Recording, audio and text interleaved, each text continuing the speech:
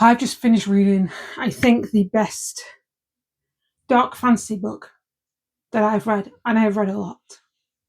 I've read a lot. This has taken my breath away with how good it is. The writing, the story, the plot, the whole shebang. The whole shebang. Hello, for those who don't know me, I'm Chantel, and welcome to my fantasy romancy obsessed corner of the book world.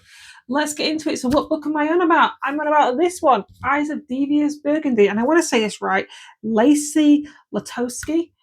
It's part of the An Age in War Prophecy series, the Death Caller Duet. This is book one, and by God, it's like, it was so good. If you want true enemies to lovers, and I mean true enemies to lovers, this is the book for you. However, it does come with quite a few content warnings, trigger warnings, which you must read because literally they are very descriptive in this. There is a lot of stuff happening that's happened. So our FMC, we meet her right at the beginning, and she's obviously in an abusive relationship for the past however long. This story is in a world where females are seen as second-class citizens. They're seen as only good enough to carry a child. That's it. They're not worth much more, okay? And our FMC has been and done whatever. However, they do have certain magical powers, and depending on their strength of their eyes, depends on their strength of their powers. So in the tale of Eyes of Devious Burgundy, which our FMC has. This is, like I said, an enemies to lovers. It's so deep, okay? We're enemies to lovers, enemies to lovers. It is perfection. We have fated mates that don't want to be fated mates. We have angels versus demons, or in this case, demons versus angels.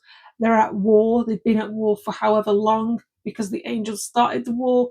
So each book in this series is going to be 2 books, so you're going to get a duet. However, you need to finish all the series to understand each of the parts. So there's currently 4 books out at the moment, or 3, and the 4th one's coming out soon. But she does tell you in the books, you need to stick with this series to understand there's no good or bad side, okay? It's like an impartiality. It's political. There's so much going on, but there is a lot. There's a lot of trauma, essay. We have a very morally grey MMC, a very, very morally grey.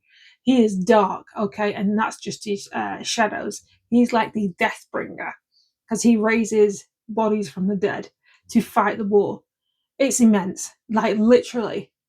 I finished it last night at like 1:30 a.m. in the morning, and I really wanted to start the second book, which I've already started.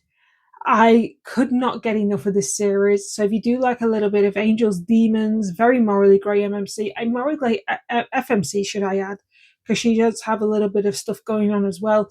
Her power as well is she's got 2. She wields shadows, and she can also disguise herself as another person. As long as she's set eyes on that person and looks up and down, she can then become that person. She doesn't take their powers, but she just becomes that person.